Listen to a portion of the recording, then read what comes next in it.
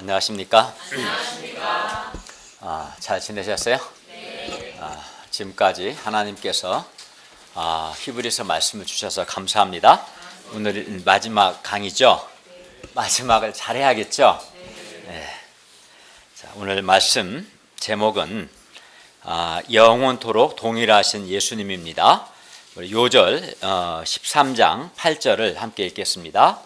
8절 시작. 예수 그리스도는 어제나 오늘이나 영원토록 동일하시니라. 네, 기도하겠습니다.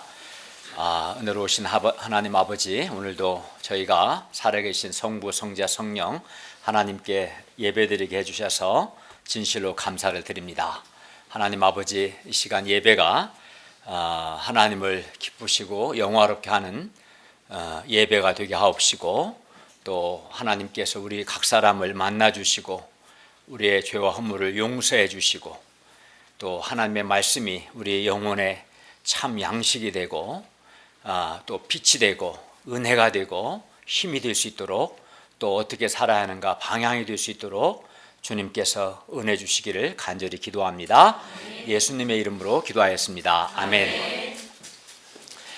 오늘 말씀은 히브리서의 마지막 결론 부분으로 형제 사랑하는 것, 또 결혼, 또 돈, 또 예배, 또 교회 지도자들에 대한 자세 등 여러 다양하고 실제적인 권면들이 가득합니다. 그러니까 다양한 주제가 나와요. 12장, 우리가 지난 시간에 12장 28절에서 뭐라고 하셨냐면 경건함과 두려움으로 하나님을 기쁘시게 섬기라, 이렇게 말씀했는데, 그러면 어떻게 하는 것이 경건함과 두려움으로 하나님을 기쁘시게 섬기는 것인지, 실제 삶 속에서 그 예를 이제 오늘 13장은 우리에게 가르쳐 줍니다. 우리가 오늘 말씀을 통해서 우리의 실제 삶 속에서 어떻게 하는 것이 경건함과 두려움으로 하나님을 기쁘시게 섬기는 것인지 배우고, 우리가 실제 삶 속에서 하나님을 기쁘시게 섬길 수 있기를 기도합니다. 제1장 영원토록 동일하신 예수님, 1절에서 9절 말씀입니다. 1절을 볼까요? 형제 사랑하기를 계속하고. 히브리 성도들은 이전에 고난의 큰 싸움을 싸우면서도, 즉 본인들도 고난의 큰 싸움을 싸웠기 때문에 매우 힘든 상황이었음에도 불구하고 비방과 환난을 받는 다른 동료 성도들과 사귀며 또 그들을, 갇힌 자들을 동정했습니다. 한마디로 그들도 어려운 상황에 있었음에도 불구하고 믿음의 형제들을 사랑했어요. 저자는 앞으로도 계속해서 그렇게 이전과 같이 앞으로도 형제를 사랑하라고 권면하는 겁니다. 그리고 이 형제, 여기서 형제는 예수님 안에서 믿음의 사람들이겠죠. 믿음의 동역자들, 또 예수님 안에서 믿음의 형제 자매들을 가리키는데, 이 형제 사랑은 가장 크고 첫째 되는 두 계명 중 하나예요. 가장 크고 첫째 되는 계명이 율법사가 뭐냐고 예수님께 물었을 때 뭐라고 그랬어요? 마음과 뜻과 힘을 다해서 하나님을 사랑하는 것과 형제를 사랑하는 것, 이게 모든 성경의 613개 계명 중에서 가장 첫째 되는 중요한 계명이다 말씀하셨어요. 그죠? 그러니까 믿음의 형제들을 사랑하는 것은 가장 중요한 첫 번째 되는 계명인 것이죠. 반면 믿음의 형제들을 사랑하지 않는 것은 그냥 사랑 안 할 수 있지 뭐, 그게 아니라 가장 크고 첫째 되는 가장 중요한 하나님의 말씀을 불순종하는 죄인 거예요, 사실은. 그러니까 사람들은 형제 사랑을 하면 좋겠지만 하지 않는 것에 대해서 큰 죄로 여기지 않는 경향이 있는데, 사실은 믿음의 형제를 사랑하지 않는 것은 가장 크고 첫째 되는 중요한 계명을 불순종하는 큰 죄인 거예요, 사실은. 그걸 우리가 인식을 해야 합니다. 예수님은 특히 제자들에게 내가 너희를 사랑한 것 같이 너희도 서로 사랑하라, 새 계명을 주셨습니다. 그러므로 우리는 예수님 안에서 형제된 믿음의 동역자들과 또 우리 사랑하는 형제 자매님들을 서로 사랑해야 합니다.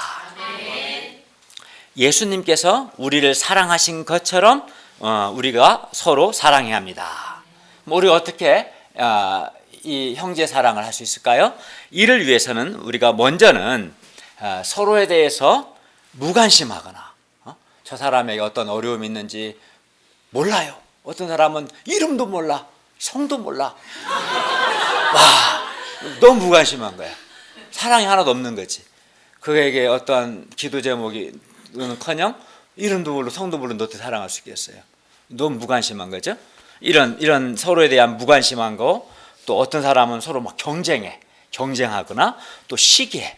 또 어떤 사람은 마음으로 상대방을 판단하고 마음으로 비난한 이러한 죄들부터 철저하게 회개해야 합니다. 이건 심각한 죄입니다. 믿음의 형제들에 대해서 무관심하고 경쟁하고 시기하고 마음으로 판단하고 정죄하고 비난하는 것은 아주 심각한 죄입니다. 이러한 죄들을 먼저는 철저히 회개하고 다음으로 적극적으로 어려움 가운데 있는 동역자들과 또 형제 자매님들을 돌아보고 서로 도와야 합니다. 동역자들을 위해서 기도해주고 또 그들의 영육 간에 필요한 것들을 공급해 줄 수 있어야 합니다. 그런데 우리 모임은 감사하게도 대체로 서로에 대해서 관심을 갖고 서로 도와주고 있고 또 형제 사랑을 실천하려고 노력하고 있습니다. 우리 시험 공부하는 정관영 목사님을 위해서 기도하고 있고 이소연 자매님을 위해서도 우리가 목사님들이 때마다 기도하고 있고 강선주 입학을 위해서도 기도하고 있고 또 우리 강동수 목사님을 위해서 또 열군 목사님과 절대 목사님이 또 전문적인 지식을 도와주기도 합니다. 여러 모양으로 영육 간에 사랑하고자 애쓰고 있습니다. 우리가 앞으로도 형제 사랑하기를 계속할 수 있기를 기도합니다. 형제 사랑이 가장 크고 첫째 되는 하나님의 계명이라는 것을 알고 절대적으로 이 말씀에 순종할 수 있기를 기도합니다. 2절을 보십시오. 손님 대접하기를 잊지 말라. 이로써 부지 중에 천사들을 대접한 이들이 있었느니라. 여기서 손님은 그냥 단순한 손님이 아니라 나그네로서 초대교회 당시 순회 전도자들과 핍박을 받아서 삶의 터전을 잃고 떠도는 자들을 가리키는 표현이었어요. 당시에는 오늘과 같이 이제 각 교회마다 책임자들이 또 직분들이 다 세워진 건 아니었기 때문에 교회 지도자들이 특히 사도들이 또 교부들이 순회하면서 계속 이동하면서 사역해야 하는 그런 초대교회 상황에서 여기서 말한 손님, 이 나그네 대접은 매우 중요한 덕목이었습니다. 당시 이런 손님 나그네를 대접하는 것은 그들의 선교 사역, 말씀 사역을 돕는 일이었기 때문입니다.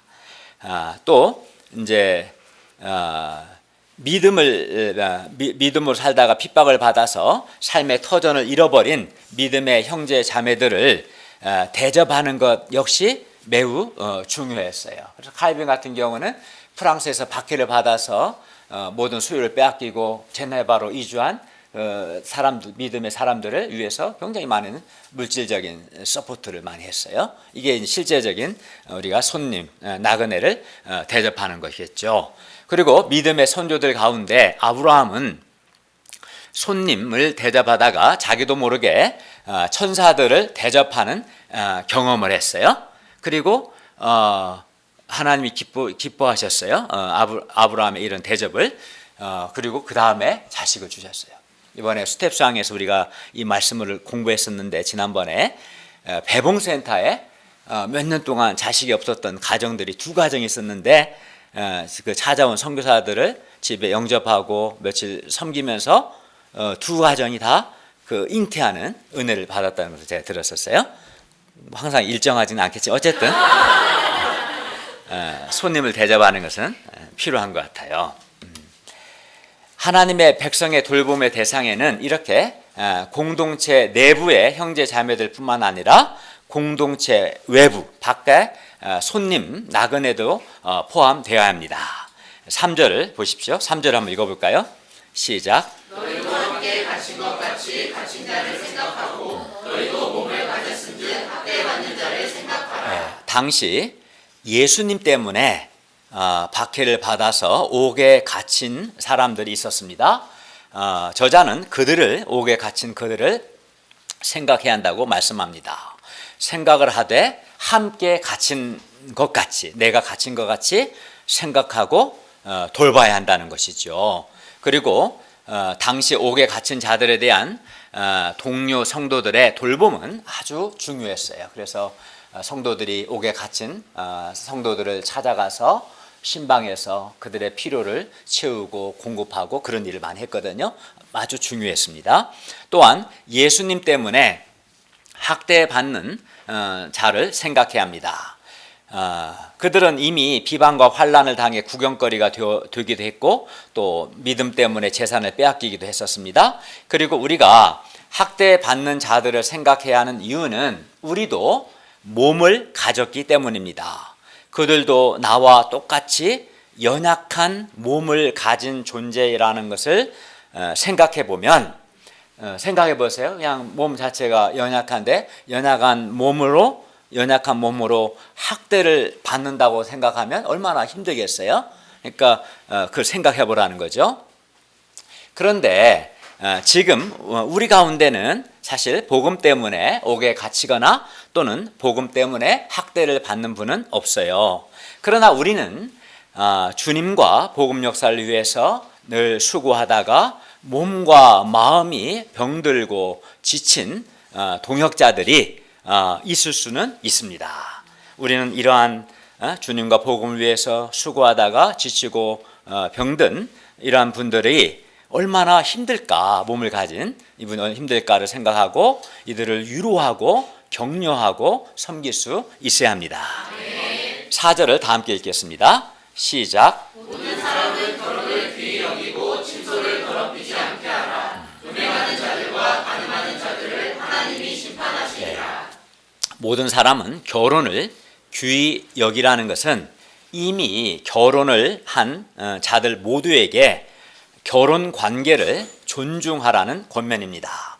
결혼은 하나님께서 세우신 제도이고 따라서 하나님의 백성이 결혼을 귀하게 여기고 존중해야 하는 것은 지극히 당연한 것이죠. 침소를 더럽히지 않게 해야 합니다. 이는 여기서 침소를 더럽히지 않게 하라는 것은 성을 혼인 관계 안에서만 사용해야 한다는 겁니다. 부부관계가 아닌 데에서 성을 사용하는 것은 침소를 더럽히는 것이고 간음입니다. 음행은 일반적인 성적인 부도덕을 포괄적으로 가리키는 표현이고 간음은 결혼 서약을 위반하는 성적 부도덕을 가리키는 표현입니다. 하나님께서는 음행하는 자들과 결혼을 귀히 여기지 않고 침소를 더럽힘으로 결혼 서약을 위반하는 간음하는 자들을 반드시 심판하십니다. 그러므로 우리가 결혼을 귀하게 여기고 음행과 간음으로부터 순결을 지킬 수 있기를 기도합니다. 신자가 음행하거나 간음하는 것은 용납할 수 없는 큰 범죄고 하나님은 그러한 자들을 반드시 심판하실 것입니다. 5절을 다 함께 읽겠습니다. 시작. 돈을 사랑하지 말고 있는 바를 족한 줄로 알라. 그가 친히 말씀하시기를 내가 결코 너희를 버리지 아니하고 너희를 떠나지 아니하리라 하셨느니라. 모든 시대에 걸쳐서 돈을 사랑하고 돈을 우선시하는 이런 삶의 방식이 아주 지배적입니다. 그러나 성경은 돈을 사랑함이 일만 악의 뿌리가 된다라고 성경은 말씀해요. 왜냐하면 돈을 사랑하는 마음 때문에 서로 다투고 형제 간에도 다퉈요. 노때 다투잖아요. 부자지 간에도 다투고 돈도 많은 사람들이 그래. 돈 많아도 돈을 사랑하는 마음 때문에 서로 다투고 또 서로 싸우고 형제제 간에도 소송하고 뭐 남들하고는 말할 것도 없고 또 돈을 사랑하는 마음 때문에 서로 속입니다. 심한 경우에는 이 돈을 사랑하는 마음 때문에 살인까지 하지요. 돈을 사랑하는 자는 뿐만 아니라 하나님께 매우 인색합니다. 그리하여 하나님의 역사를 위해서 돈과 물질을 드리는 것을 아까워합니다. 돈을 사랑하는 자들은. 그리하여 돈을 사랑하는 자는 결코 하나님을 사랑하지 않습니다. 돈을 사랑한다는 것은 돈을 우상 숭배하는 거예요. 사실은 돈을 사랑하는 것이 바로 돈을 우상 숭배하는 큰 죄입니다. 그러면 사람들이 돈을 사랑하는 이유가 뭘까요? 왜 이렇게 돈을 사랑합니까? 돈이 자신을 도와줄 것이라고 생각하기 때문입니다. 돈이 자기 자신에게 안전과 평화와 행복을 가져다 줄 것이다 라고 믿기 때문입니다. 그러나 이것은 결코 사실이 아닙니다. 돈이 많으면 물론 편리한 것이 많이 있습니다. 그러나 돈이 많다고 해서 내가 안전하거나 행복하거나 그것은 아닙니다. 오히려 돈이 많으면 범죄 대상이 될 수도 있는 거 사실은. 돈이 많으면 유혹을 받게 되고 돈이 많은 것 때문에 문제가 많이 생깁니다. 그러므로 우리는 돈을 사랑하는 대신에 있는 바를 족한 줄로 알아야 합니다. 왜 그렇게 합니까? 왜냐하면 하나님께서 우리를 돌보시기 때문입니다. 돈이 우리를 돌보는 게 아니라 하나님께서 우리를 돌보시기 때문입니다. 하나님께서 결코 우리를 버리지 아니하고 우리를 떠나지 아니하시기 때문입니다. 하나님께서, 살아계신 하나님께서 내 필요를 때마다 영육간에 공급해 주시기 때문에 돈을 사랑하지 않아도 되는 거예요. 그렇죠? 네. 그래서 우리는 돈이 아닌 하나님을 의지하고 하나님을 믿고 하나님을 사랑해야 합니다. 6절을 보십시오. 그러므로 우리가 담대히 말하되 주는 나를 돕는 이시니 내가 무서워하지 아니하겠노라. 사람이 내게 어찌하리요. 이 인용구는 시편 118편 6절을 인용한 것인데, 이 인용구는 어려움 가운데서 하나님의 보호를 경험한 시편 저자의 고백을 담고 있습니다. 시편 저자는 과거에 자신을 보호해 주신 하나님께서 지금도 그를 돕고 계시기 때문에 두려워하지 않을 것이다 라고 담대히 선포하고 있습니다. 사람이 하나님을 믿지 않기 때문에 돈을 의지하는 것이고 돈을 사랑하는 것입니다. 그러나 우리가 하나님을 믿고 하나님의 도우심을 믿으면 우리는 돈을 사랑하지 않고 있는 바를 족한 줄로 여길 수 있습니다. 돈을 사랑하는 결국은 하나님을 믿지 않는 불신앙의 문제고 돈을 우상 숭배하는 큰 범죄입니다. 우리가 하나님을 신뢰할 수 있기를 기도합니다. 우리가 음행이나 간음 또는 돈을 사랑하는 마음 등을 철저히 회개하고 경건함과 두려움으로 하나님을 기쁘시게 할 수 있기를 기도합니다. 하나님을 예배하고 섬기는 자에게는 반드시 이러한 경건함과 하나님께 대한 경외심이 있어야 합니다. 7절을 다 함께 읽겠습니다. 7절 시작. 하나님의 말씀을 너희에게 이루어주고 너희를 인도하던 자들을 생각하며 그들의 행실의 결과를 주의하여 보고 그들의 믿음을 본받으라. 여기서 하나님의 말씀을 그들에게 일러주고 그들을 인도하던 자들은 아마도 히브리서 수신자들이 속한 교회를 세운 사람들이었을 겁니다. 그리고 그들은 지금은 더 이상 살아있지 않은 것 같아요. 그런데 히브리서 저자가 독자들에게 그들의 믿음을 본받으라라고 말한 것을 보면 과거 히브리 성도들의 그 지도자들은 말씀을 선포했을 뿐만 아니라 그 말씀에 합당한 삶을 살았던 것이 분명합니다. 8절을 다 함께 읽겠습니다. 시작. 예수 그리스도는 어제나 오늘이나 영원토록 동일하시니라. 이 세상에 영원한 것은 없어요. 다 변합니다. 사람도 변하죠. 사진을 보세요. 변하죠. 겉사람도 변하고 속사람도 변합니다. 좋은 쪽으로 변하는 사람도 있지만 변절되는 사람도 있겠죠. 세상에 있는 거 다 변하는데 심지어 하늘과 땅도 진동한다고 말씀합니다. 이 말은 하늘과 땅도 무너지고 사라집니다. 그러나 예수 그리스도는 어제나 오늘이나 영원토록 똑같으십니다. 이 말은 변하지 않는다는 뜻입니다. 이게 우리에게 무슨 의미를 줄까요? 첫째, 예수 그리스도께서는 어제나 오늘이나 영원토록 항상 동일하시기 때문에 예수 그리스도는 항상 우리를 도와주실 수가 있고 또 예수 그리스도는 신실하십니다. 사람은 아무리 훌륭한 믿음을 가진 지도자라도 결국은 죽기 때문에 우리를 항상 도와줄 수는 없어요. 게다가 사람은 또 변합니다. 그리고 사람은 변하기 때문에 신실하지 않습니다. 사람은 신실하지 않기 때문에 사람에게는 실망할 때도 많고 상처받을 때도 많고 심한 경우에는 배신감을 느낄 때도 있습니다. 그러나 예수 그리스도는 변하지 않고 신실하시기 때문에 우리가 예수 그리스도께 뭐 상처를 받는다거나 실망한다거나 배반을 느낀다거나 그런 일은 없죠. 사람이 예수 그리스도를 배반하지 예수 그리스도가 사람을 배반하지는 않습니다. 예수 그리스도는 영원토록 동일하시기 때문에 예수 그리스도의 사랑도 변함이 없고 예수 그리스도의 능력도 변함이 없습니다. 그래서 항상 변함없이 우리를 사랑하시고 우리를 도와주십니다. 예수 그리스도께서 어제는 이제 과거를 가리키는 표현인데 즉 과거 십자가에서 피를 흘리심으로 구속 사역을 완성하셨어요. 예수 그리스도께서. 또 예수 그리스도는 오늘은 뭡니까? 현재죠. 지금은 하나님 보호자 우편에서 우리를 위해서 간구하고 계십니다. 또 예수 그리스도께서는 그래서 어제도 우리의 대제사장이셨고 오늘도 대제사장이십니다. 이 예수님은 미래에도 영원토록 동일하게 우리의 대제사장이 되십니다. 다른 말로 하면 예수 그리스도께서는 어제도 구원자이셨고 오늘도 구원자이시고 앞으로도 영원히 우리의 구원자이십니다. 예수 그리스도께서는 어제나 오늘이나 영원토록 동일하시기 때문에 우리가 흔들림 없이 예수 그리스도를 믿고 의지할 수 있기를 기도합니다. 영원토록 동일하지 않는 변하는 것을 의지하면 그 변하는 대상이 변할 때 실망할 거예요. 상처받을 거예요. 후회하게 될 겁니다.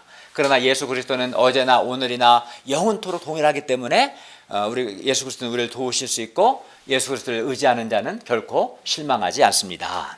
둘째는 그리고 예수 그리스도는 어제나 오늘이나 영원토록 동일하시기 때문에 즉 불변하시기 때문에 예수님께서 우리를 사랑하사 우리 죄를 위하여 십자가에서 죽으시고 부활하심으로 우리 죄를 용서하셨다는 것, 이게 복음이죠.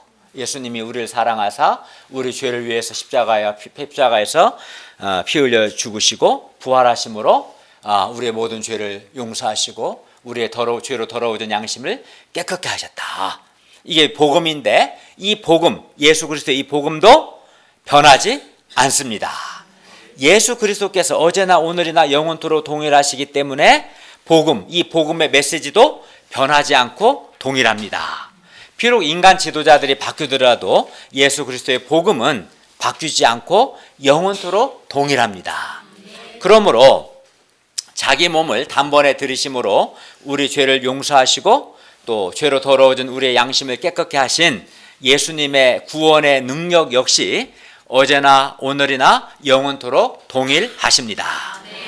그리하여 영원히 변하지 않는 예수 그리스도의 복음을 굳게 붙드는 사람은 복음과 함께 승리할 것입니다.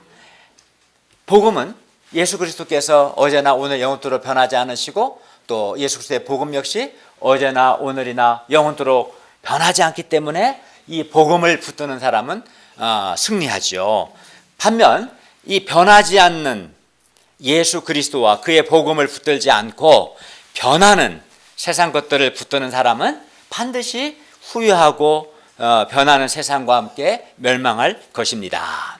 그러므로 우리가 이 변하는 세상 속에서 영원히 변하지 않는 예수 그리스도와 그의 복음을 굳게 붙들고 또 복음을 전파할 수 있기를 기도합니다. 9절을 보십시오. 9절을 읽겠습니다. 시작. 여러 가지 다른 교훈에 끌리지 말라. 마음은 은혜로서 후대함이 아름답고 음식으로서 할 것이 아니니 음식으로 말미암아 행한 자는 유익을 얻지 못하였느니라. 여기서 다른 교훈들은 기독교 신앙에 맞지 않는 그릇된 잘못된 교훈들을 가리킵니다. 다른 교훈을 말하는 자는 유대교의 음식 규례를 지키는 것이 유익하다고 가르쳤습니다. 그러나 마음을 굳게 하는 것, 마음을 견고하게 하고 마음을 강건하게 하는 것은 음식을 통해서가 아니라 하나님의 은혜로 되는 겁니다. 마음은 음식이 아닌 하나님의 은혜로서 굳게 함이, 견고하게 함이 아름답습니다. 그러니까 예수 그리스도의 은혜, 우리 죄를 위해 죽으시고 부활하심으로 우리 죄를 용서하시고 우리의 양심을 깨끗게 하신 예수 그리스도의 은혜만이 인간의 영혼의 질병을 치료하고 회복시키고 강하게 합니다. 1세기 히브리 성도들이 들었던 복음이나 오늘날 우리가 듣는 지금 복음이나 다르지 않습니다. 1세기 성도들이 십자가에서 자기 몸을 단번에 들이신 예수님의 희생 제사로 구원을 얻은 것처럼 오늘날 우리 또한 오직 예수 그리스도의 희생 제사로 구원을 얻습니다. 그러니까 시대가 변해도 예수 그리스도의 복음은 변하지 않기 때문에 우리가 구원 얻는 방식도 변하지 않습니다. 우리를 위해 죽으시고 부활하신 예수님이 어제나 오늘이나 영원토록 동일하시기 때문에 우리가 어제 믿었던 복음, 과거에 믿었던 복음이 오늘 현재도 변하지 않으며 미래에도 영원토록 변하지 않을 것입니다. 우리가 이렇게 영원토록 변하지 않는 복음에 참여한 것이 얼마나 감사합니까? 하나님께 감사를 드립니다. 제2장 그의 치욕을 짊어지고 영문 밖으로 그에게 나아가자. 10절에서 17절 말씀입니다. 10절과 11절을 읽겠습니다. 시작. 우리에게 제단이 있는데 장막에서 섬기는 자들은 그 제단에서 먹을 권한이 없나니 이는 죄를 위한 짐승의 피는 대제사장이 가지고 성소에 들어가고 그 육체는 영문 밖에서 불사름이라. 제사 규정에 따르면 특히 이제 레위기에 보면 평소에 하나님께 드린 제물은 제사장과 제물을 드린 사람이 먹을 수 있어요. 그러나 속죄일 7월 10일이 속죄일인데 1년에 한 번 이 7월 10일 속죄일에 바쳐진 제물은 먹지 못하게 되어 있었습니다. 레위기 16장 27절에 의하면 속죄일에 드린 제물의 피는 지성소로 가지고 들어가고 남은 동물 가죽과 고기와 똥을 영문 밖으로, 영문은 성문인데 성문 밖으로 가지고 나가서 불살랐어요. 속죄일 제사는 좀 달랐죠. 그런데 히브리서 저자는 이 레위기 16장 27절 속죄일에 드린 이 제사죠. 이것이 예수님의 희생적 고난과 죽음을 통해서 성취된 것으로 봅니다. 저자는 레위기 16장 27절 말씀을 인용한 10절 11절 말씀을 통해서 속죄일 제사의 원형이신 예수 그리스도께서도 그의 피로 백성을 거룩하게 하시려고 영문, 성문 밖에서 고난 당하셨다는 것을 말씀합니다. 그러니까 13장 10절 11절은 사실 이 제사 규례는 속죄일에 해당하는 제사 규례인데 이것이 예수님께서 이를 성취하신 거죠, 사실은.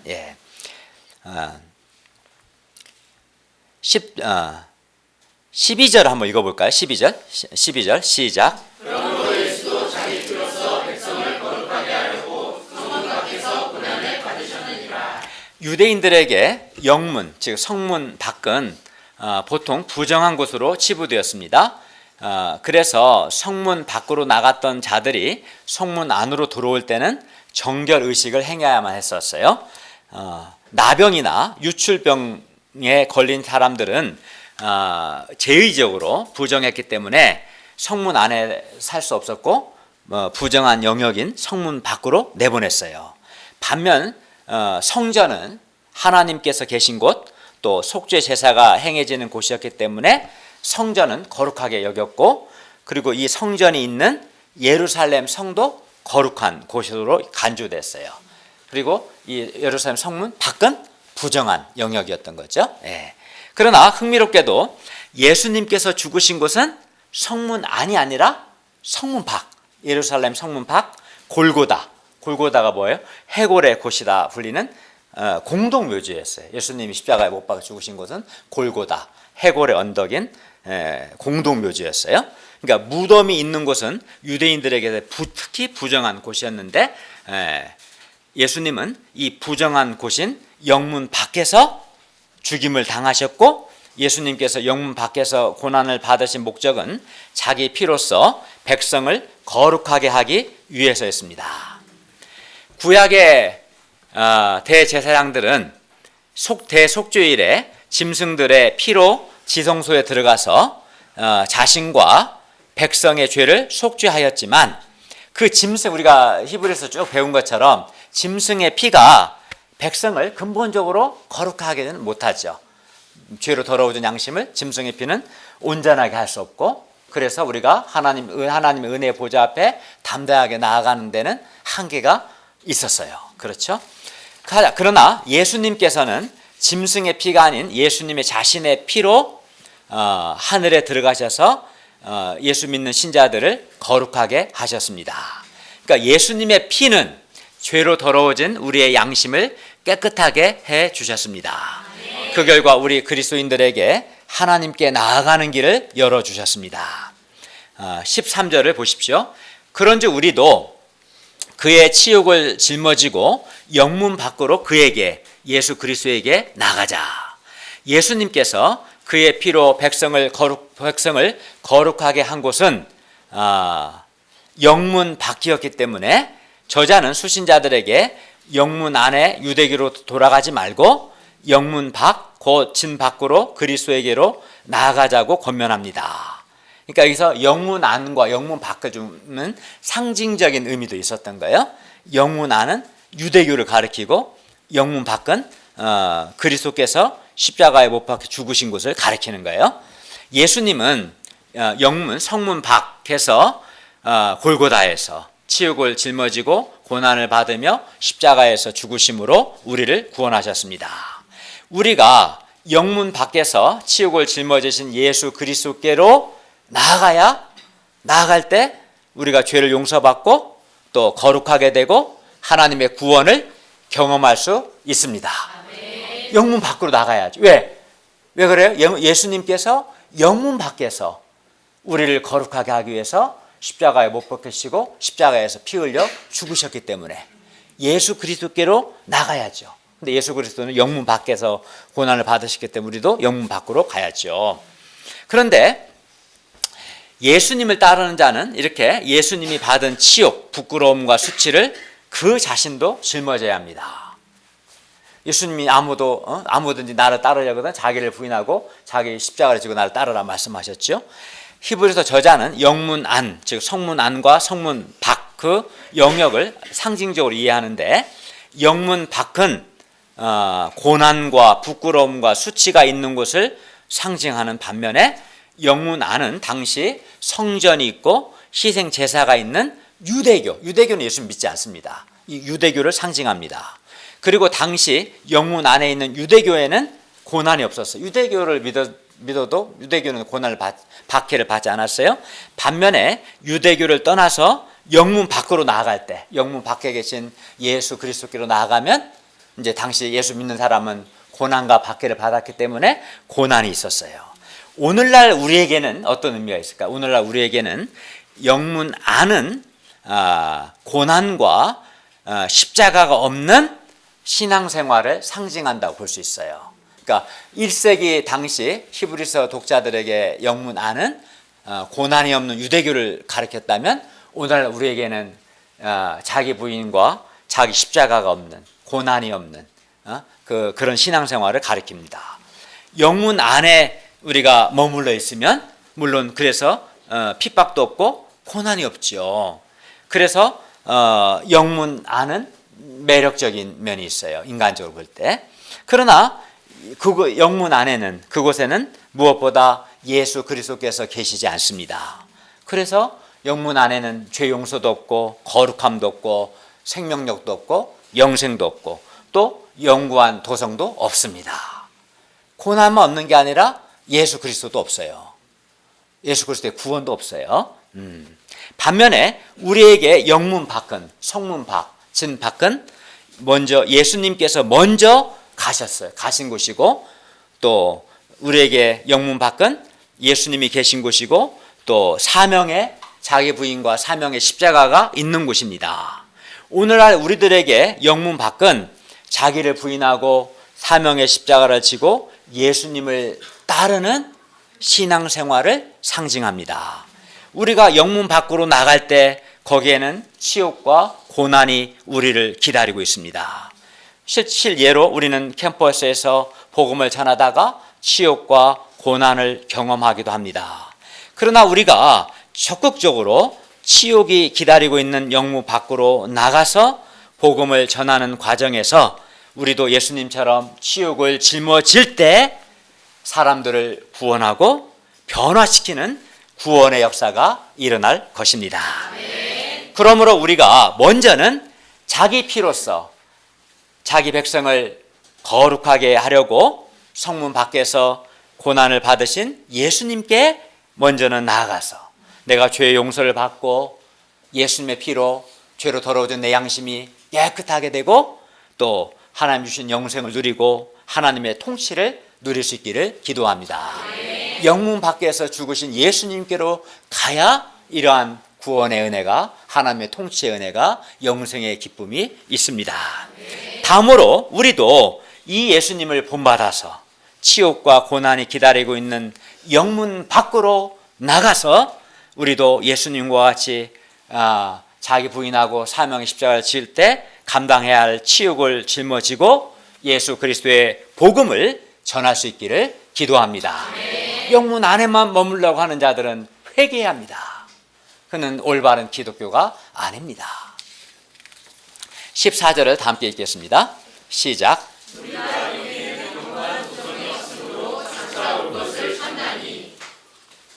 우리는 여기는 우리가 여기에는 할 때 여기는 이 세상을 가리키는데 여기 이 땅, 이 세상에는 영구한 도성이 없습니다.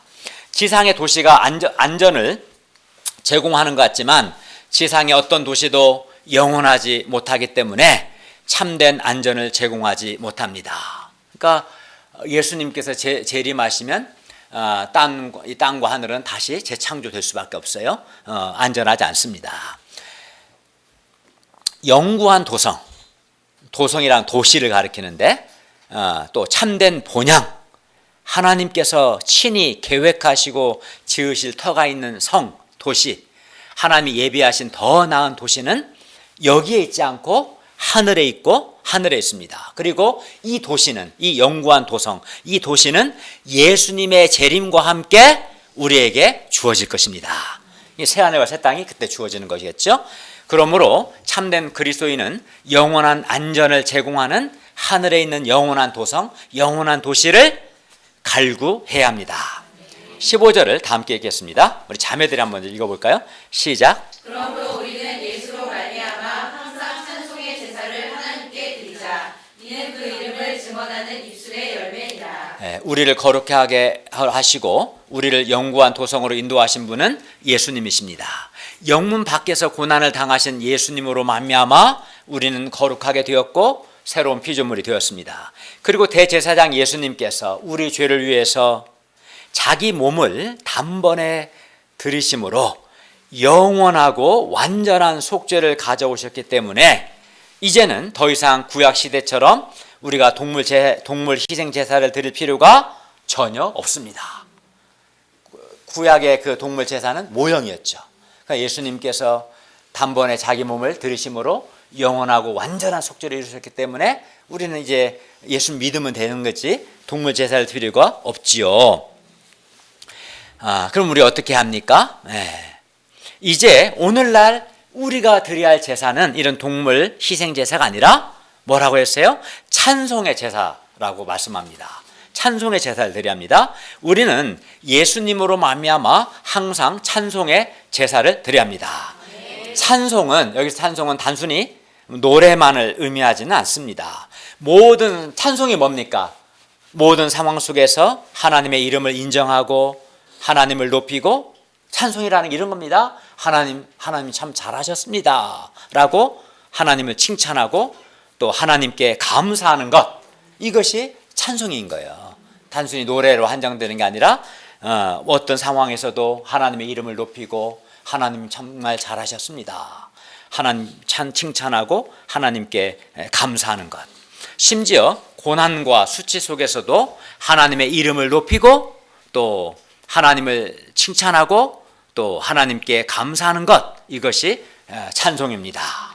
1세기 성도들은 고난과 핍박과 박해와 가난과 투옥과 심지어 순교 앞에서도 원망하거나 불평하지 않고 하나님 어떻게 이럴 수 있어요? 어떻게 내가 주님을 위해서 이렇게 수고했는데 어떻게 나에게 이런 고난을 주실 수 있어요? 이렇게 불평하거나 원망하지 않고 그 순간에도 하나님의 이름을 인정하고 높이고 칭찬하고 하나님께 감사했습니다.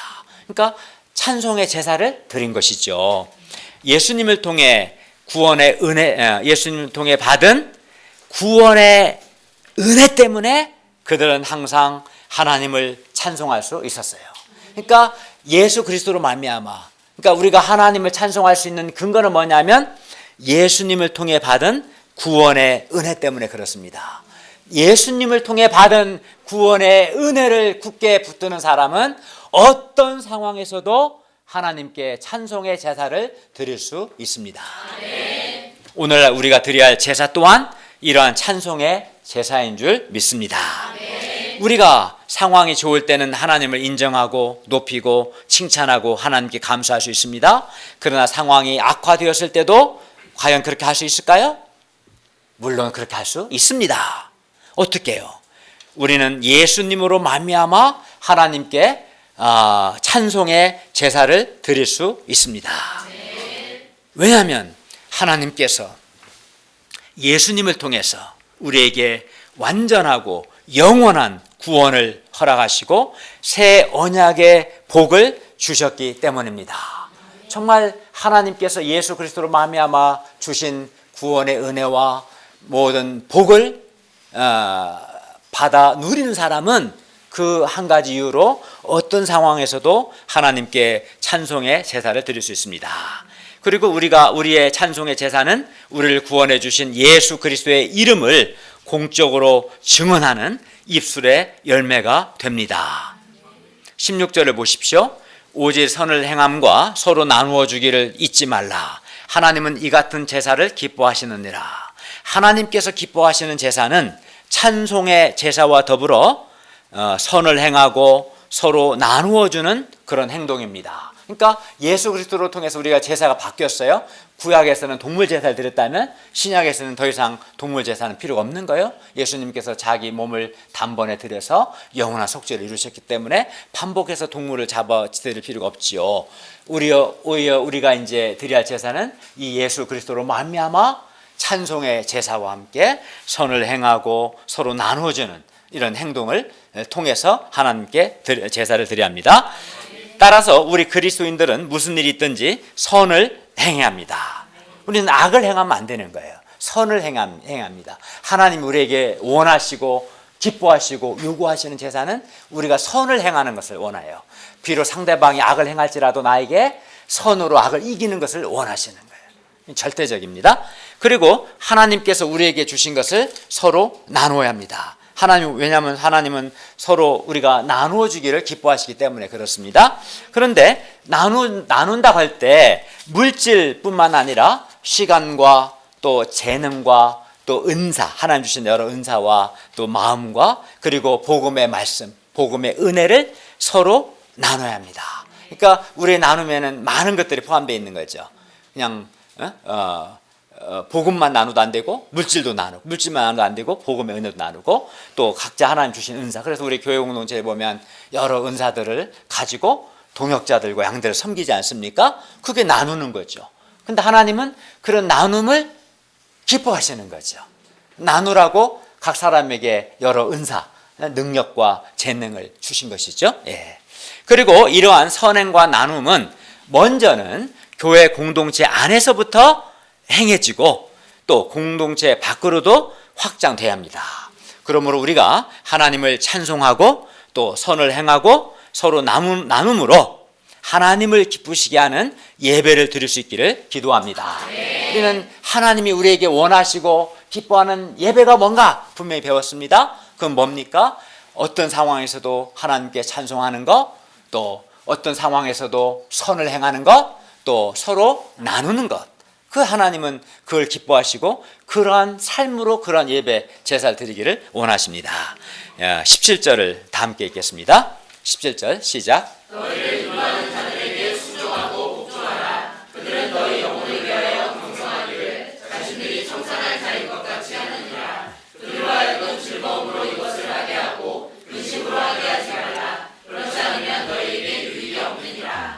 여기서 경성한다는 단어와 청산한 단어가 조금 어려운데 보시면 17절에 너희를 인도하는 자들은 현재 교회 지도자들을 가리켜요. 교회 지도자들이 성도들을 인도하니까 성도들은 교회 지도자들의 영적 권위, 리더십을 인정하고 그들에게 뭐 해야 합니까? 순종하고 복종해야 합니다. 그 이유가 뭡니까? 왜 성도들은 교회 지도자들에게 순종하고 복종해야 합니까? 왜냐하면 교회 지도자들은 여러분의 영혼을 위하여, 여러분 각 사람을 위해서 경성한다는 말은 keep watch over, 그러니까 잠을 안 자고 깨어서 살피는 것을 경성한다고 하거든요. 그러니까 교회 지도자들은 성도들의 영혼을 위하여 깨어 살피기 때문에 그렇습니다.